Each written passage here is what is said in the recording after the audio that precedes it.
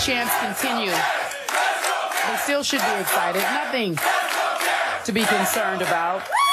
Thank you guys so much for showing up. Welcome to First Take. I'm Carrie Champion. That's Skip Bayless. That's Stephen A. Smith. Again, thank you guys so much for showing up this morning. Give yourselves a round of applause for that. I know it's been a little bit of a tough morning for you Cavs fans, but trust me on this. This great series is just getting started.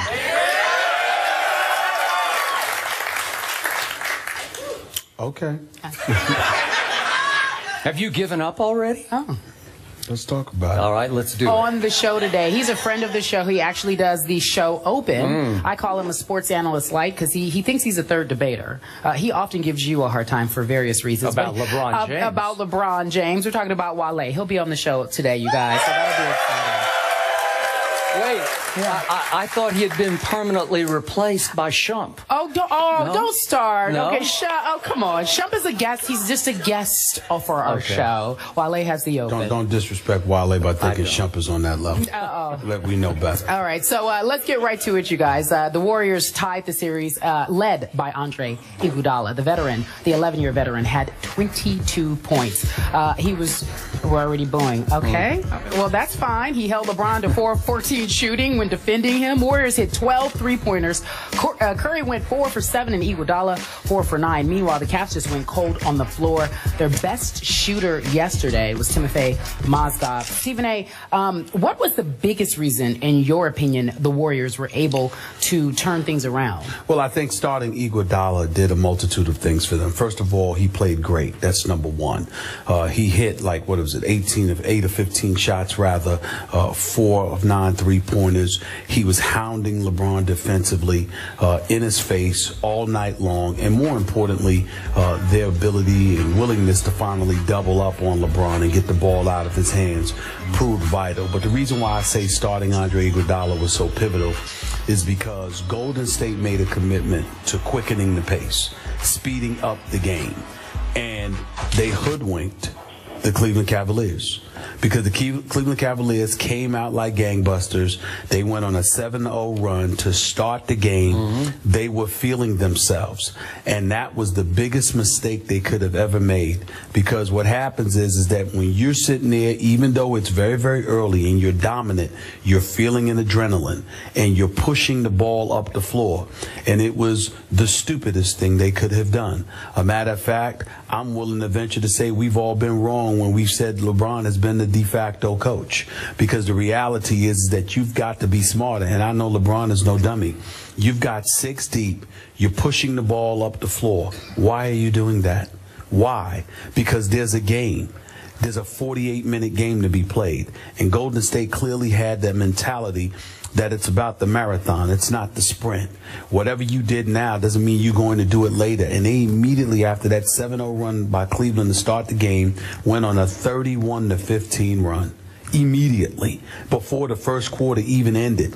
And even at that time, Cleveland started looking a little gassed. And so as a result of that, you're only playing 6. There's no Sean Marion playing. There's no Mike Miller playing. There's nobody coming off your bench for you really other than James Jones. And as a result, you want to count J.R. Smith. But I'm just saying, when you look at it from that perspective, bottom line is Cleveland had nothing. They had no legs. And what did I say about Dellavedova? We all thought he was going to be 100% after he went to the hospital for IV or whatever. He was cramping up. That hit to LeBron James. He clearly wasn't the same, even though he didn't look that impressive to begin with at the start of the game. Once he crashed his head into that camera, you know, they didn't think about it and put it in its proper perspective. They were so desperate for LeBron that they didn't forget concussion protocol, because that's a different subject for another day. They couldn't even take him back to the locker room to take a few minutes to stitch him up. They literally glued his wound together so he wouldn't have to leave the court. That's how bad it was, because in the 19 minutes in this series that LeBron James has not played, without him, the Cleveland Cavaliers have shot 17% from the field whenever he has not been on the floor. So I take all of those things into consideration, and I pointed to the brilliance of Steve Kerr in this game. I noticed that everybody want to call him brilliant now, but when he was messing up the first first 3 games. The only person that said anything was myself, Skip, and my man Christopher Mad Dog Russo on Sirius XM. Nobody else had anything bad to say about Steve Kerr. But now today, we're glowing about him. But it is appropriate to glow about him today and Alvin Gentry and those boys because they made a brilliant move in inserting Andre, not just because of how he played, but because he facilitated dictating pace, meaning up in the tempo. And Cleveland, by the time the fourth quarter arrived, they had absolutely positively nothing left. The starter shot 1 for 9 from the field. The reserve shot 1 of 9 from the field. They combined for 2 of 18 from the field, which was 11%. They gave you nothing because they had nothing. I thought it was really smart on Golden State's part. You made a lot of good points. And by the way, I compliment you on your Delhi point yesterday. You were correct. His tank was not completely full. I thought it would be. I thought it was for a while, but he ran out of gas before I thought he would. And that was an issue this team faced.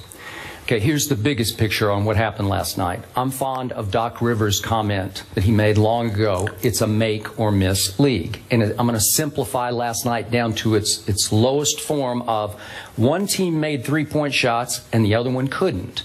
As simple as that is. For whatever reasons, when one team goes 12 of 30 from 3 and your team here in Cleveland goes 4 of 27, you're probably going to lose that game. So it's just make or miss for whatever psychological reasons we want to read into it. Now, to my bottom line from what happened last night.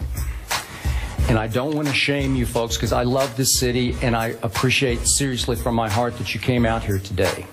But I got to call it as I saw it. That my bottom line from last night was that LeBron James, who I acknowledge is the best player on the planet, had a bad game in a big game. Simple as that. Bad game in a big game. He was not as engaged as I expected him to be from the start. It reminded me a little bit of last year's finals when the series went 1-1 back to Miami. You remember this? And the Spurs won games 3 and 4 in a shock to me as a Spurs fan because LeBron didn't seem engaged as I expected him to be. I can't give him a pass for being tired or worn down or mentally worn out or whatever you want to say. You always tell me he's the best conditioned athlete on the planet, and I accept that. So I don't want to hear that. He is LeBron James, and his team feeds off him, off his energy, his playmaking, and his shot making, just the way the Warriors feed off Steph Curry.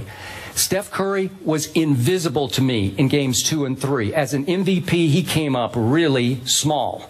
And his team came up small because it's looking to him to jumpstart, and he couldn't jumpstart.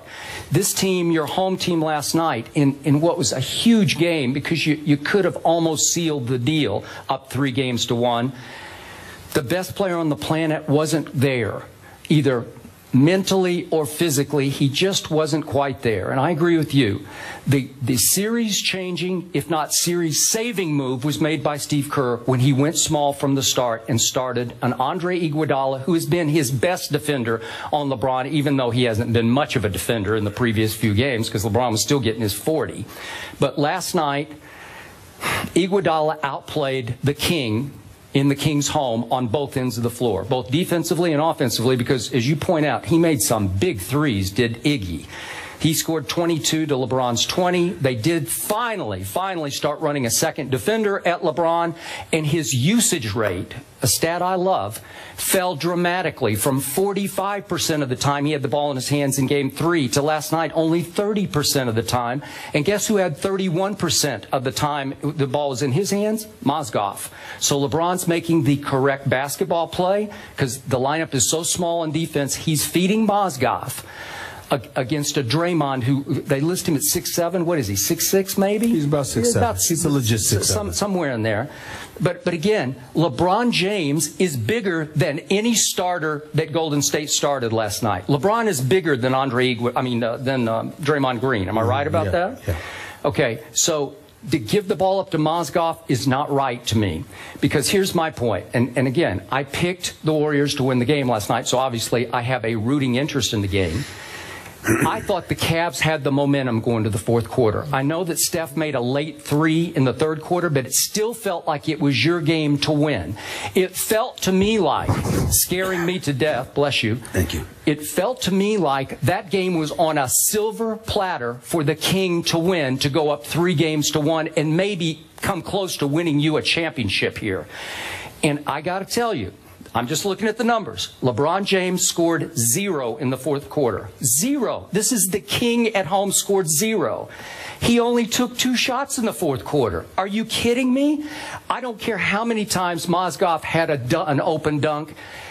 The impact plays are made by the King at home.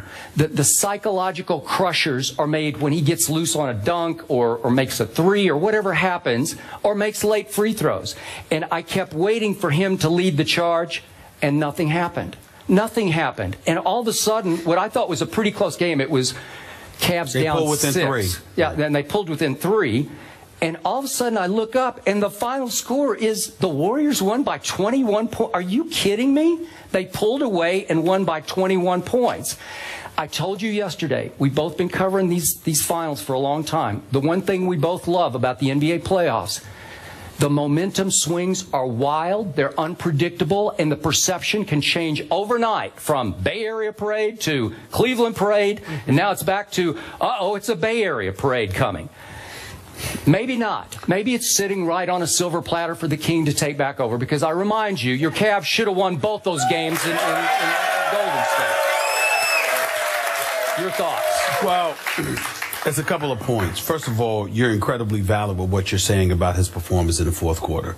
You can't watch your team nosedive while you just attempt 2 shots. 2? That's ridiculous. But the flip side to it is that the reason why, and you're certainly right, he doesn't deserve a pass. I just don't think he deserves your level of vitriol. And the reason I say that is because you have to take into consideration this wasn't a closeout Game 7. This wasn't a game clincher for Golden State. You're up 2-1.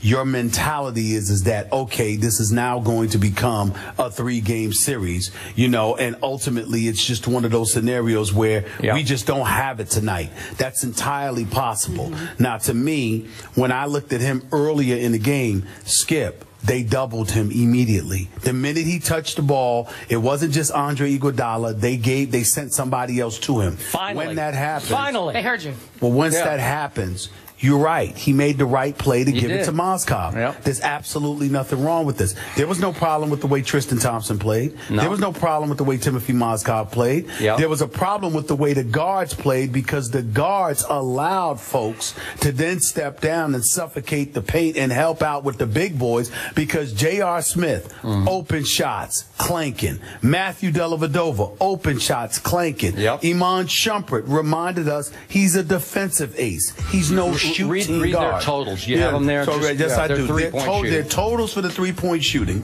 was 1 of 5 from three-point range for Iman Shumpert, 2 of 9 for Dellavedova, 0 of 8 for J.R. Smith. By the way, that's the most attempts for somebody that didn't make a field goal or three-point field goal in NBA Finals history. Yep. So J.R. Smith just broke a record yesterday, going 0 for 8 from three-point range. Okay, and to his credit, I'm not going to sit there. He killed himself. He doesn't need us to do it, because he was man enough to acknowledge that he played like horse bleep. In the end, you're talking 3 for 22 from three-point range. That is abysmal. And so when I look at it from that perspective, if you're LeBron and you're playing and you're getting doubled, and then you're kicking it out to open guys and they can't make shots, you have no hope. And if you've got life at the end of the tunnel, because it's now become a 3-game series, it stands to reason why you're not going to go all out per se in that fourth quarter, because you're only 6 deep and you're going to have to play the next 3 games.